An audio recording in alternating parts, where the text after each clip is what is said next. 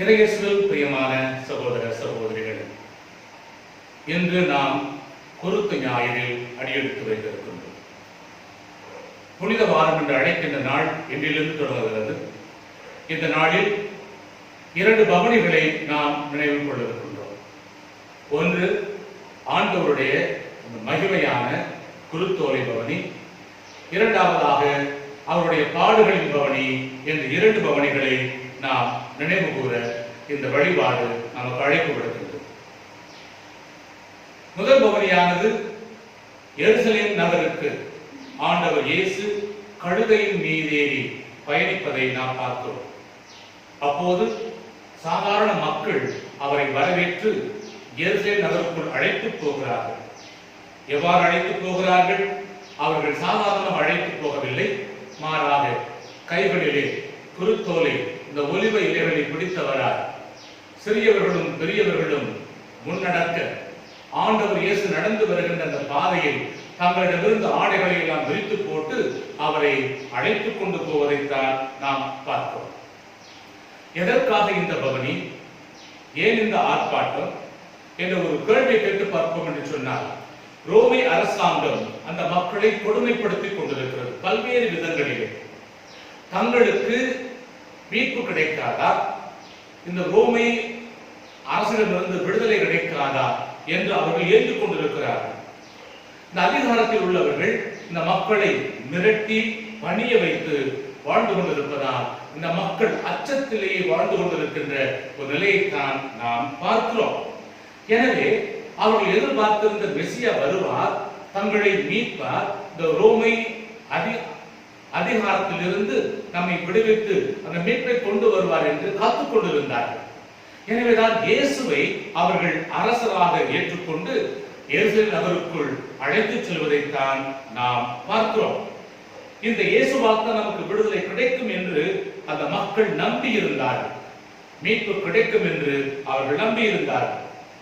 பவனி என்பது ரோமையில் மட்டுமல்ல, அல்லது எருசலேமில் மட்டுமல்ல, நாட்டின் பல பகுதிகளிலும் இருக்கின்ற ஒன்றுதான். ஒரு பெரிய அரசியல் தலைவர்கள் அல்லது நம்முடைய நாட்டை ஆளுகின்றவர்கள், இராணுவத்திலே உயர் தலைமையில் உள்ளவர்கள் அல்லது மிகப்பெரிய பொறுப்பிலே உள்ளவர்களை விருந்தினராக கலந்து கொள்ள அழைக்கின்ற பொழுது அவர்களை நாம் அழைக்கின்ற விதம்தான் இது போன்ற சிறப்பான அலங்காரங்கள். கம்பளி விரிப்பார்கள், மாலையை போட்டு வரவேற்பார்கள், நடனத்தோடு அழைத்து வருவார்கள், தோரணங்கள் கட்டி அழைத்து வருவார்கள். இப்படியாக எல்லா கலாச்சாரத்திலும் இருக்கின்ற ஒன்றுதான் பவனி என்பது. எனவேதான் ஆண்டவர் இயேசுவை அழைத்து வருகின்ற பொழுது கூட இதே தோரணையை அவர்கள் கடைபிடிக்கின்றார்கள். தங்களிடமிருந்து ஆடைகளை விரித்து அதிலே ஆண்டவரை சுமந்து வந்த கழுதை நடந்து வருகின்றது. 2 பேரும் வரிசையாக இருக்கிறார்கள். அவர்கள் கைகளிலே ஒலிவ இலையானது ஆட்டிக்கொண்டு ஆண்டவர் இயேசுவை வரவேற்பதை நாம் பார்க்கிறோம். முதல் வாசகமானது இறைவாக்கினர் எசாயாவின் நூலிலிருந்து எடுக்கப்பட்டது. இந்த எசாயாவுடைய நூலிலே துன்புறும் ஊழியன் என்று சில பகுதிகள் வருவதை பார்க்கலாம். 4 பகுதிகள் வருவதாக கூறுவார்கள். இன்றைய பகுதியானது அந்த 3வது தொகுப்பிலிருந்து 3வது பகுதியிலிருந்து வருகிறது. இயேசுவை அந்த எசாயா காலத்திலே நேரடியாக சொல்லாமல் இயேசுவை முன்னறிவிப்பதை போல அது இருக்கிறது. ஆனால் உண்மையிலேயே இறைவாக்கினர் இயேசுவை முன்னறிவித்தாரா அல்லது யூத மக்களை, இஸ்ராயல் மக்களை மீட்பதற்கு ஒருவர் வருவார் என்ற ஒரு இறைவாக்கை உரைக்கிறாரா என்று நமக்கு தெரியவில்லை. இது அதை போலத்தான் இருக்கிறது. அவ்வாறு வருகின்றவர், மீட்பை கொடுக்க வருகின்றவர் எப்படி வருவார் என்றால் துன்புறும் ஊழியனாக அவர் வருவார். அந்த துன்புறும் ஊழியனுடைய வாழ்க்கை பாதை எவ்வளவு கஷ்டங்களை தாங்கி அவர் வருகிறார் என்பதைத்தான் அந்த பகுதி நமக்கு எடுத்து காட்டுகிறது. ஆக இயேசு தன் வாழ்க்கையும் அந்த துன்புறும் ஊழியன் போல இருக்கும் என்ற செய்தியைத்தான் இந்த முதல் வாசகம் நமக்கு எடுத்து காட்டுகிறது. இயேசு இவ்வளவு துன்பங்களை சந்தித்தாலும் கடவுளை விட்டு அவர் ஒருபோதும் விலகி போனதில்லை. எல்லா நெருக்கடியிலும் அவர் ஒருபோதும் கடவுளை விட்டு விலகி போனதில்லை. எவ்வாறு எசாயா கூறுகின்றது, துன்புறும் ஊழியன் அத்தனை துன்பங்களையும் தன் வாழ்க்கையில் தாங்கிக் கொண்டு எதிர்கொண்டு இயேசுவை போல பிரமாணிக்கமாக கடவுளுக்கு முன் வாழ்ந்து வந்தாரோ அதே போலத்தான் வரவிருக்கின்ற மெசியா வருவார் என்பதை முன்னறிவிப்பதாக இந்த முதல் வாசகம் நமக்கு எடுத்து காட்டுகிறது. பிரியமான சகோதரனே, சகோதரி, சங்கீதத்தை எடுத்து பார்க்கின்ற பொழுது சங்கீத ஆசிரியன் 22வது சங்கீதத்திலே கூறுகின்றார், யாவே கடவுளை நோக்கி எங்களுக்கு விடுதலை தரக்கூடியவர் இவரே, இவரால் மாத்திரமே எங்களுக்கு விடுதலை தர முடியும் என்று மன்றாடுகின்றார்கள். அதே சமயத்தில் அந்த கடவுளை நோக்கி அவர்கள் முறையிடுவதையும் நாம் பார்க்கிறோம். என் இறைவா, என் இறைவா, ஏன் என்னை கைவிட்டீர் என்று முறையிடுகிறார். அதைத்தான் நாம் பாடலாக பாடுவோம் அல்லது அதை வாசித்து விடுவோம். கடவுள் மீது ஒரு முறையில் இருந்தாலும் இறுதியில் அவர் கடவுள் மீது ஆழ்ந்த நம்பிக்கை வைத்து இவரால் மாத்திரமே நமக்கு மீட்பை கொடுக்க முடியும் என்ற ஒரு செய்தியைத்தான் அந்த வாசகம் சங்கீதம் நமக்கு கொடுக்கின்றது. பிரியமான சகோதரனே, சகோதரியே, இந்த வார்த்தையைத்தான் ஆண்டவர் இயேசு கல்வாரி மலையிலே தொங்கிக் கொண்டிருந்த பொழுது, விண்ணுக்கும் மண்ணுக்கும் இடையிலே தொங்கிக் கொண்டிருந்த பொழுது, அந்த வேதனைகளுக்கு மத்தியிலும் இந்த சங்கீதம் 22 சொல்லித்தான் தன் வானக தந்தையை நோக்கி மன்றாடுகின்றார். என் கடவுளே, என் கடவுளே, ஏன் என்னை கைவிட்டீர்? ஏலோய் ஏலோய் லாமா சபக்தானி என்ற வார்த்தையை சொன்னாரே, அது சங்கீதம் 22 எடுக்கப்பட்ட ஒரு வார்த்தை தான் அன்பார்ந்தவர்களே. ஆக இறைவனை நோக்கித்தான் வேதனையோடு மன்றாடினாலும் இறுதியில் இவர்தான் என்னை காப்பாற்ற வல்லவர் என்ற ஒரு உறுதியான மனநிலையோடு அந்த துன்பத்தையும் அவர் தாங்கிக் கொள்வதைத்தான் நாம் பார்க்கிறோம்.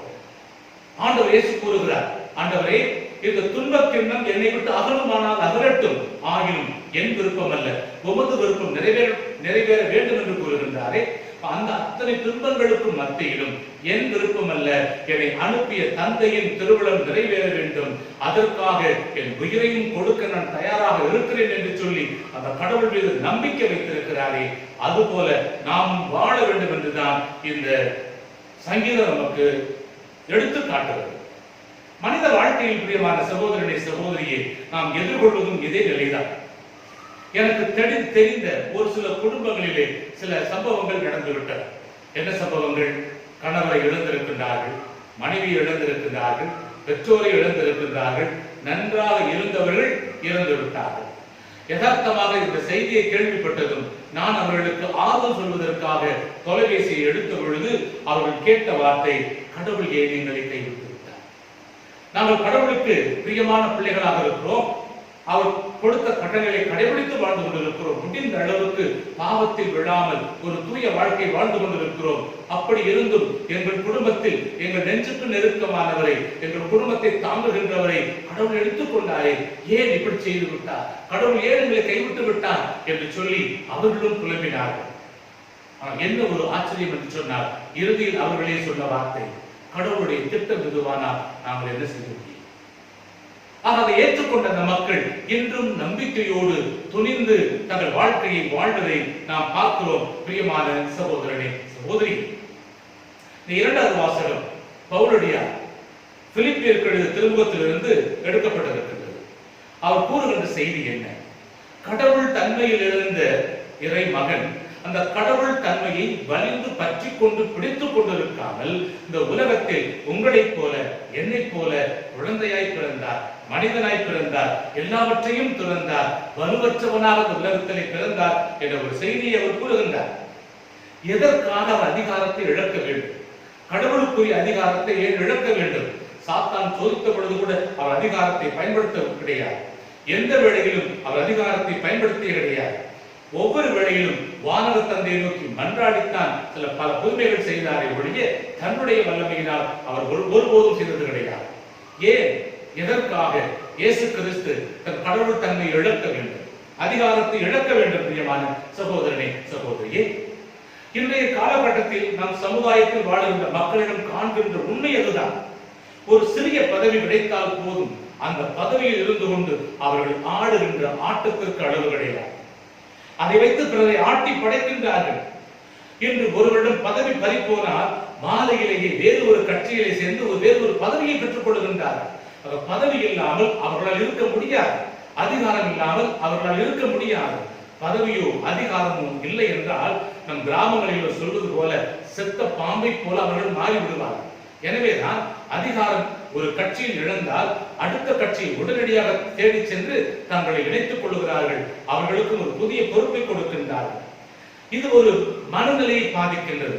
அதாவது இந்த பதவியில் பல வருடங்கள் இருந்தவர்கள் பதவி பறிபோனால் மனநிலை பாதிக்கப்பட்டவர்களைப் போல கூட அவர்கள் ஆகிவிடுவதை நாம் பார்க்கிறோம்.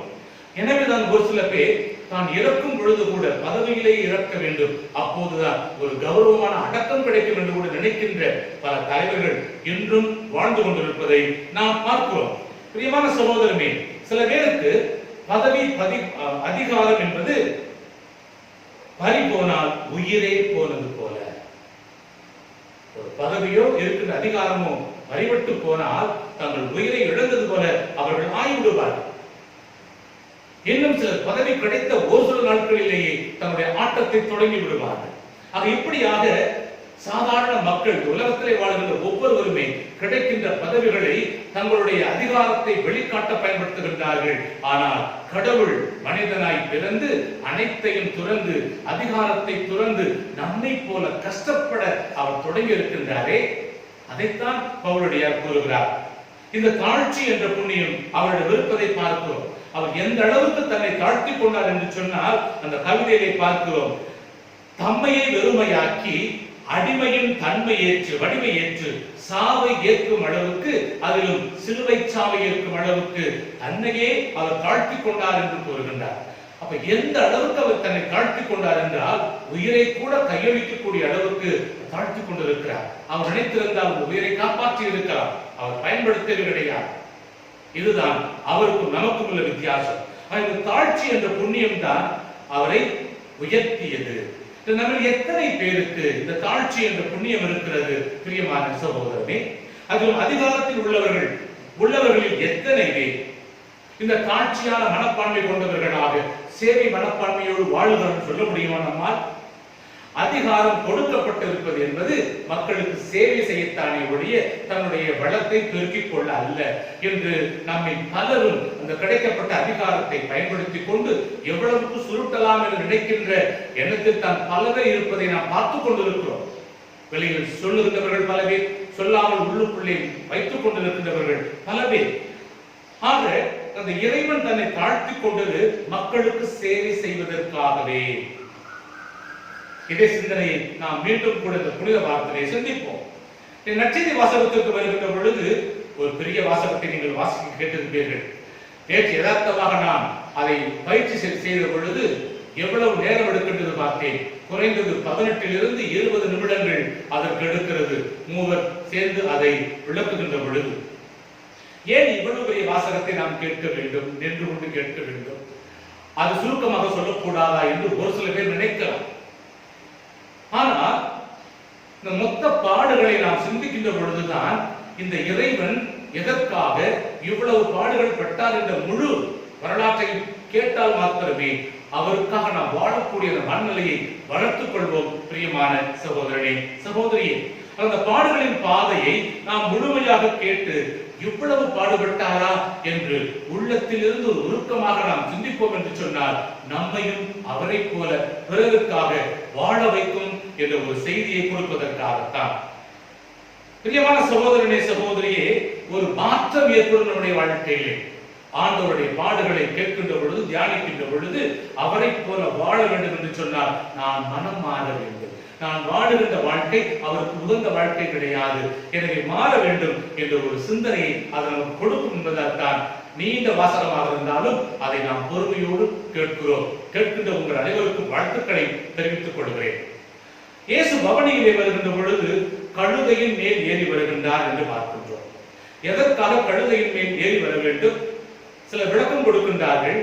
அரசர்கள் மற்றொரு நாட்டை போர் கொண்டு வெற்றி பெற்று திரும்பி வருகின்ற பொழுது குதிரையின் மேல் ஏறி வருவார்கள்.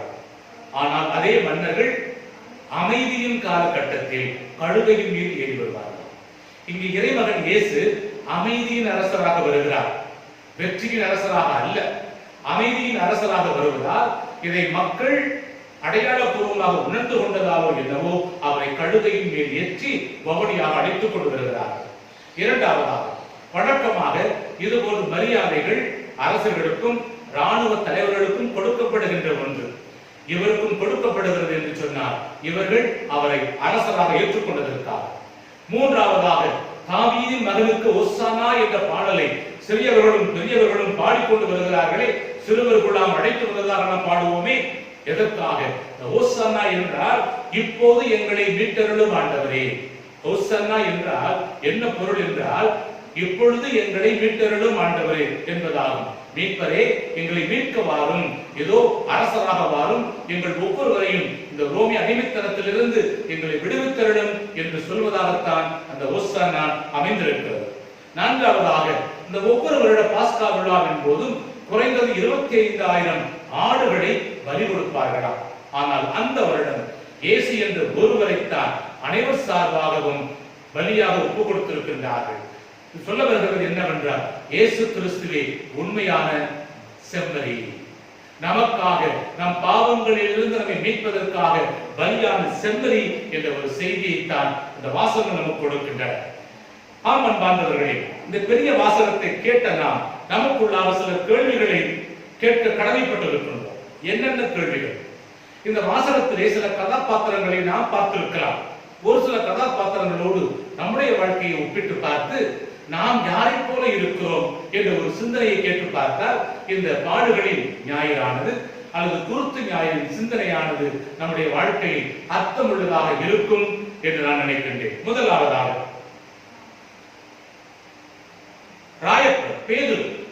பேதுரு ஆண்டவரை பார்த்து சொன்னார், ஆண்டவரே, நான் உம்மோடு இறக்கவும் நான் தயங்க மாட்டேன், உம்மோடு இறக்கவும் நான் தயங்க மாட்டேன், உம்மோடு கூட இருப்பேன் என்று சொன்னார்.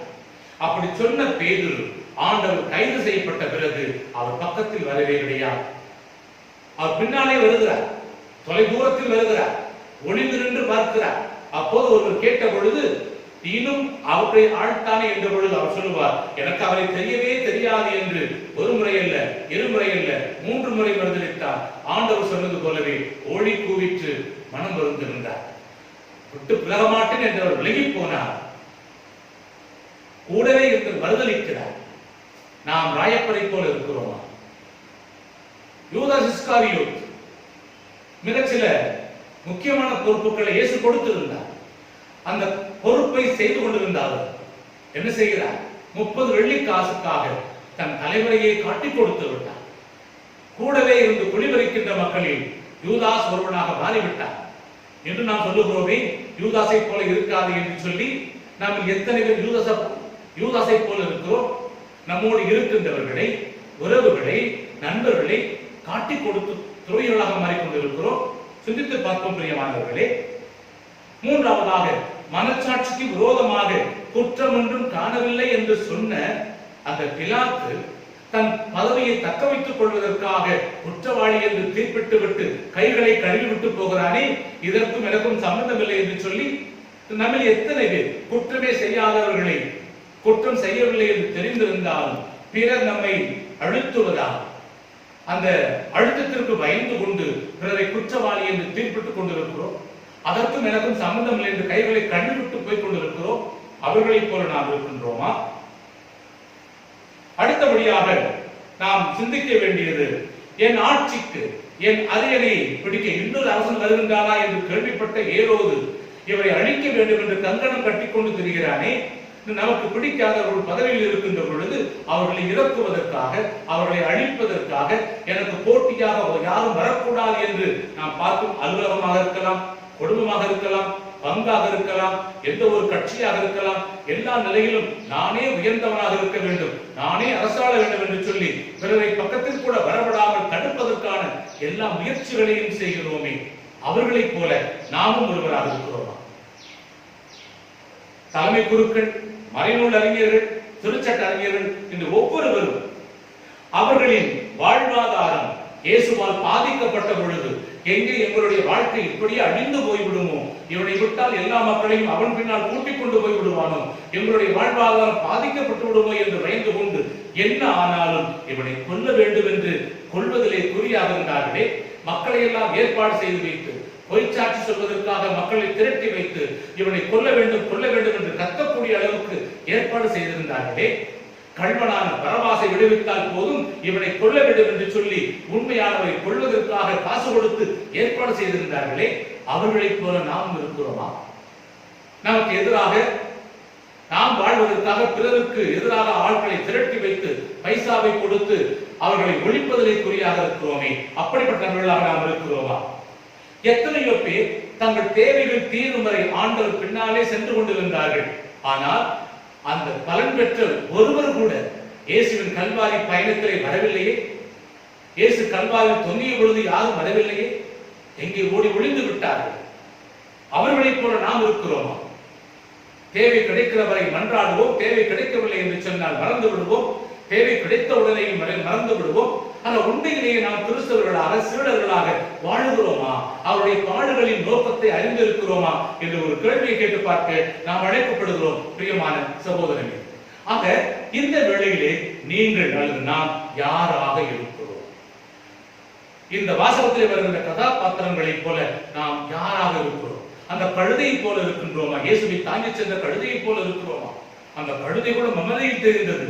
நான் இவரை சுமப்பதால் அவருக்கு பெருமை, என்னால் தான் அவருக்கு பெருமை என்று பேசிக் கொண்டிருந்ததே, அதே போல நாமும் என்னால் தான் இயேசுக்கு பெருமை என்று தம்பட்டம் எடுத்துக் கொண்டிருக்கிறோமா?